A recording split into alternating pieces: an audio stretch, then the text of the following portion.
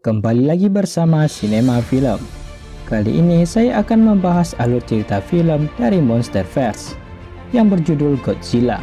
Film ini dirilis pada tahun 2014, disutradarai oleh Gareth Edwards dan ditulis oleh Mark Borenstein.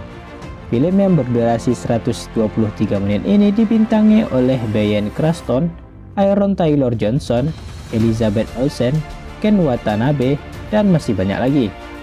Film ini menceritakan tentang monster predator Godzilla yang mengancam kehidupan penduduk, serta peran pihak Amerika dalam mengatasinya.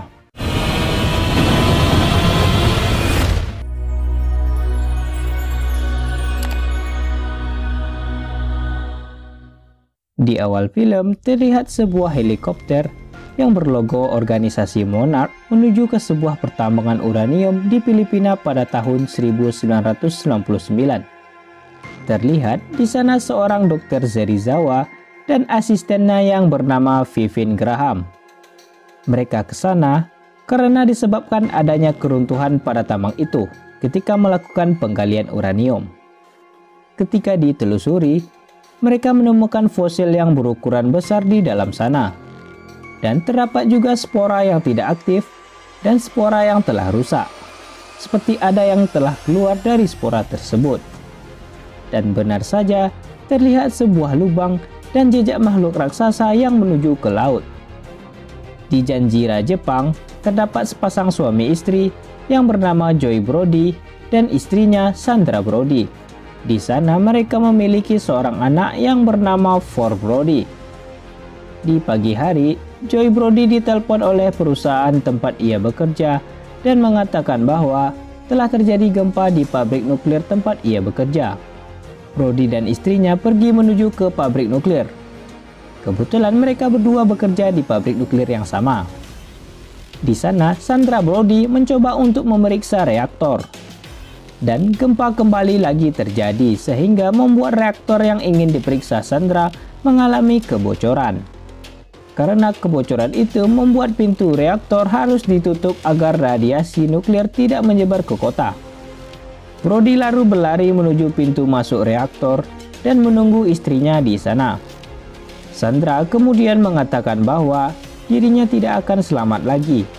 Lalu radiasi nuklir itu datang dan Brody terpaksa harus menutupi pintunya. Di sana ia melihat kematian istrinya pada sebuah kaca pintu. Gempa kembali terjadi hingga meruntuhkan bangunan pabrik dan getarannya sampai di sekolahnya Ford. 15 tahun kemudian, terlihat Ford yang dulu telah menjadi dewasa dan bergabung pada Satuan Militer Amerika Serikat. Ia kini tinggal di Francisco bersama istrinya yang bernama Elle Brody dan memiliki seorang anak yang bernama Sam Brody. Kemudian ia mendapat sebuah telepon yang mengatakan bahwa ayahnya Joe Brody telah ditangkap karena mencoba memasuki wilayah karantina radiasi nuklir di Jepang. Ford lalu pergi menemui ayahnya di kantor kepolisian Tokyo, Jepang.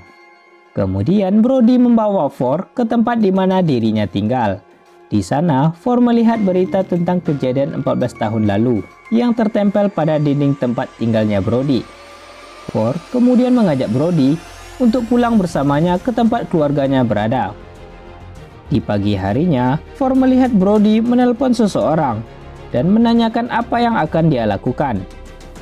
Brody mengatakan bahwa ia akan pergi ke tempat karantina nuklir itu dan akan pergi ke rumah lama mereka untuk mengambil disket agar dirinya bisa membuktikan bahwa kejadian 14 tahun lalu bukan merupakan bencana alam, melainkan ada sesuatu yang lainnya.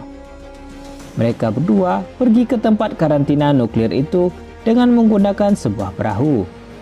Di sana Brody mencoba membuka maskernya dan ternyata radiasi nuklir di sana telah hilang. Setelah sampai di rumah lamanya, Brody mendapatkan disket yang dicarinya dan melihat sebuah foto istrinya. Mereka melihat sebuah helikopter yang menuju ke tempat pabrik nuklir yang dahulu telah hancur dan kini mereka membangunnya kembali. Setelah itu mereka kemudian ditangkap oleh penjaga di sana. Mereka kemudian dibawa ke tempat pabrik nuklir itu berada dan melihat spora raksasa yang sedang dijaga oleh mereka. Terlihat Dr. Serizawa yang merupakan pemimpin organisasi Monad tersebut.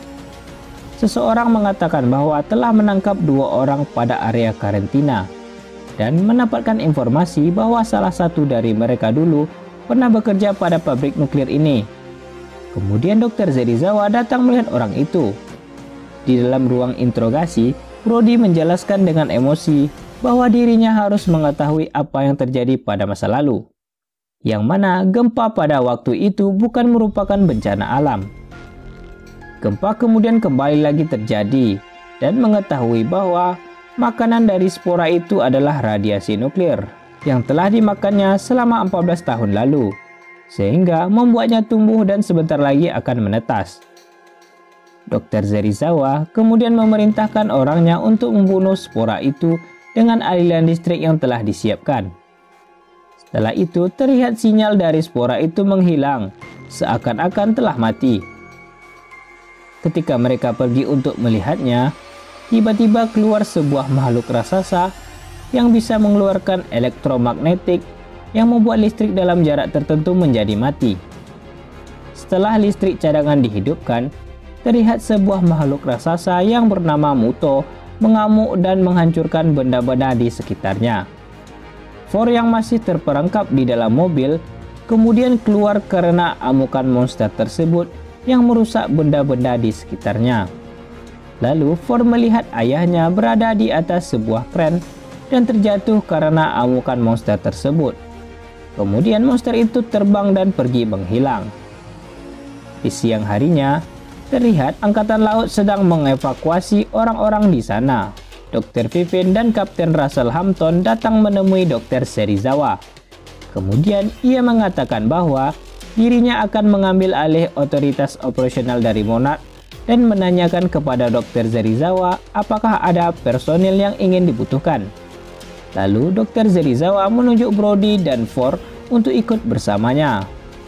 Lalu mereka dibawa menggunakan helikopter ke markas Monad yang berada di sebuah kapal induk USS Saratoga. Di sana terlihat seorang Laksamana William Stan yang merupakan pemimpin dari pasukan Angkatan Laut dan berjumpa dengan Dr. Serizawa. Lalu asistennya Vivin memanggilnya dan mengatakan bahwa Brody telah meninggal dunia. Ford yang sedang berduka kemudian dipanggil oleh seseorang untuk membantu Dr. Serizawa. Di sana, Dr. Serizawa menjelaskan bahwa pada tahun 1954, pertama kalinya kapal selam nuklir mencapai lautan dalam dan melakukan uji coba bom nuklir. Yang ternyata bukan merupakan uji coba, melainkan mereka ingin membunuh sesuatu, yaitu makhluk predator purba yang memakan radiasi sebagai sumber makanannya. Ketika radiasi di bumi telah habis, makhluk itu beradaptasi dan hidup di dalam laut, lebih jauh di bawah tanah untuk menyerap radiasi inti bumi. Setelah penemuan tersebut, maka pemerintah mendirikan sebuah organisasi rahasia Monad untuk mencari dan mempelajari keberadaan makhluk tersebut. Dan mereka menyebut makhluk itu dengan sebutan Godzilla. Kemudian Dr. Serizawa juga menjelaskan bahwa 15 tahun yang lalu, mereka menemukan sebuah fosil hewan raksasa yang berada di Filipina. Namun makhluk itu sudah lama punah karena dibunuh oleh spora parasit.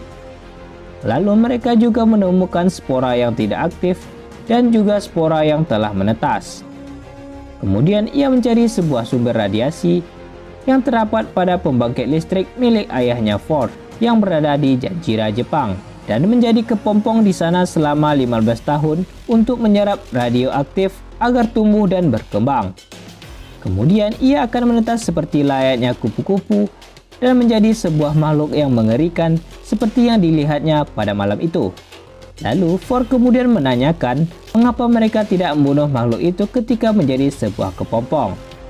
Vivin menjelaskan bahwa makhluk itu menyerap radiasi dari reaktor. Jika mereka membunuhnya, maka akan melepaskan radiasi yang akan membahayakan jutaan orang. Vivin juga menjelaskan bahwa makhluk itu dapat mematikan listrik dengan menggunakan elektromagnetik. Dr. Serizawa dan asistennya Vivin meminta Ford untuk mengingat kembali apa yang pernah dikatakan oleh ayahnya dahulu tentang makhluk tersebut. Lalu ia mengatakan bahwa makhluk tersebut merespon sebuah panggilan. Lalu Dr. Serizawa menyuruh Vivin untuk mencari panggilan tersebut. Kemudian Dr. Serizawa meyakinkan bahwa Godzilla bisa mengatasi makhluk tersebut. Ford kemudian ingin pulang ke rumahnya di Francisco dan diantar oleh helikopter. Tetapi dirinya harus transit menggunakan kereta api dari Hawaii. Ketika akan pergi, Ford melihat seorang anak kecil yang terpisah dari orang tuanya dan berjanji akan membawanya kembali ke orang tuanya. Dr. Serizawa mendapatkan sebuah kabar bahwa kapal selam nuklir Rusia telah hilang di Pasifik Utara. Kemudian mereka mengirim tim khusus untuk mencari keberadaan kapal selam tersebut. Dengan mengikuti sinyal terakhir kapal selam itu, mereka menemukan bahwa kapal itu berada di daratan. Ketika ditelusuri, mereka menemukan kapal selam itu dan sebuah makhluk raksasa yang lebih besar dari sebelumnya. Penduduk kota Hawaii kemudian melihat pesawat tempur berlalu lalang di atas kota mereka. Pesawat tempur itu ditugaskan untuk membunuh makhluk tersebut untuk mencegah kerusakan di kota Hawaii. Kemudian monster itu menghentakkan kakinya lalu mengeluarkan elektromagnetik sehingga membuat pesawat dan listrik di sana menjadi mati. Seketika itu pula pesawat tempur tersebut berjatuhan dan kereta api yang dinaiki oleh Ford pun ikut terhenti. Di lepas pantai terlihat seekor makhluk raksasa datang dan melewati kapal USS Saratoga. Makhluk itu menuju ke daratan karena disebabkan kedatangan Muto di kota Hawaii tersebut, sehingga menimbulkan tsunami pada kota itu. Kemudian para militer menembakkan flare gun dan melihat sebuah makhluk raksasa yang bernama Godzilla. Lalu militer itu menembakinya, tetapi Godzilla itu pergi dari sana. Setelah listrik kembali menyala, terlihat Muto telah berada di pusat kota Hawaii dan berada pada jalur kereta api yang dinaiki oleh Ford. Ketika kereta api itu berjalan, Muto lalu menyerangnya dan menyebabkan kerusakan pada kereta api itu. Muto lalu menghancurkan pesawat yang menembakinya. Setelah itu terlihat sebuah kaki raksasa yang merupakan kaki Godzilla datang menghampiri Muto. Pada siang harinya, anak yang dibawa oleh Ford berjumpa dengan orang tuanya kembali. Lalu Ford ikut dalam misi memburu monster tersebut bersama Angkatan Laut. Monarch kemudian mendeteksi bahwa Godzilla terus mengikuti Muto. Di sana diketahui bahwa Muto melakukan panggilan terhadap Muto lainnya, sehingga didengar oleh Godzilla dan membuatnya datang ke sumber panggilan tersebut. Dr. Serizawa menjelaskan bahwa terdapat spora yang tidak aktif dan dibuang ke tempat pembuangan limbah nuklir di Amerika. Spora tidak aktif ini merupakan spora yang ditemukan pada tahun 1999 di Filipina pada awal film. Lalu mereka mengirim sebuah pasukan untuk menuju ke tempat pembuangan limbah tersebut. Setelah ditelusuri, terdapat pembuangan limbah yang telah hancur. Dan dari kejauhan mereka melihat Muto yang tidak memiliki sayap menuju sebuah kota Vegas dan menghancurkan bangunan di sana. Dr. Serizawa kemudian mengetahui bahwa panggilan yang dilakukan Muto adalah untuk memanggil Muto betina agar melakukan perkawinan. Godzilla mendengar panggilan itu sehingga membuatnya muncul ke permukaan. Dr. Serizawa mengatakan bahwa Godzilla merupakan penyeimbang alam dan bisa mengalahkan Muto. Tetapi Laksamana William Stan tidak mau mengambil resiko, sehingga dirinya berencana ingin meledakkan monster tersebut. Ford kemudian melihat bom nuklir yang akan digunakan untuk membunuh monster itu, dibawa menggunakan kereta api menuju Francisco. Lalu ia memakai seragam militer dan menaiki kereta api tersebut. Sebelum itu, Ford menelpon Elle dan berjanji akan menemuinya di pagi harinya. Karena melihat terjadi ledakan di depan mereka, kereta itu berhenti dan militer tersebut menelusuri jalurnya apakah masih aman untuk dilewati. Setelah melihat masih aman, kereta dijalankan kembali. Tetapi dari belakang, terdapat Muto yang langsung mengincar bom nuklir tersebut. Ford terjatuh ke dalam air dan hanya bisa melihatnya. Setelah tersadar, Dirinya melihat pesawat membawa bom yang tersisa. Mereka membawa bom itu ke Teluk San Francisco dan berencana memancing Muto ke sana, lalu meledakkannya ke tengah lautan. Seluruh penduduk kota dievakuasi. Terlihat Ele memasukkan anaknya ke dalam mobil evakuasi, sedangkan Ele tetap bertugas di sana menjadi seorang perawat. Monarch mengetahui bahwa Godzilla akan datang dan melewati jembatan. Sedangkan di jembatan masih terdapat penduduk yang belum dievakuasi. Salah satunya Sam yang berada pada mobil evakuasi. Para militer mencoba untuk mengamankan jembatan jika Godzilla datang. Dan benar saja Godzilla datang menuju ke jembatan itu. Bis yang dinaiki oleh Sam mencoba untuk menerobos. Terlihat Godzilla menghancurkan jembatan dan bis yang dinaiki Sam berhasil lolos. Militer sedang mempersiapkan bom nuklir mereka. Kemudian terjadi serangan elektromagnetik sehingga membuat listrik dan kendaraan mati. Lalu terlihat pesawat-pesawat berjatuhan. Dari atas terlihat Muto yang memiliki sayap datang dan menghancurkan apapun di sekitarnya. Muto jantan membawa bom nuklir yang telah disiapkan sebelumnya. Terlihat kabut hitam yang ternyata di dalamnya adalah Muto betina. Mereka pun bertemu dan Muto jantan memberikan bom nuklir itu ke Muto betina. Lalu Muto betina tampak menggali lubang. Mengetahui bom nuklir ada di pusat kota, Monarch meminta bantuan Ford untuk mematikan bom itu dan memindahkannya ke lautan. Terlihat Muto jantan bertarung dengan Godzilla. Tim Ford menaiki pesawat untuk menuju bom nuklir yang berada di pusat kota menggunakan jalur udara. Ketika Godzilla melawan Muto jantan, tim Ford bergegas untuk menuju ke lokasi bom. Di sana melihat Muto betina sedang memerami telur-telurnya di dekat bom nuklir. Kemudian muncul Godzilla dari balik asap mendekati Muto betina itu. Menyadari kedatangan Godzilla, Muto betina menghampirinya untuk bertarung. Melihat kesempatan itu, Ford dan timnya menghampiri bom nuklir yang sudah aman.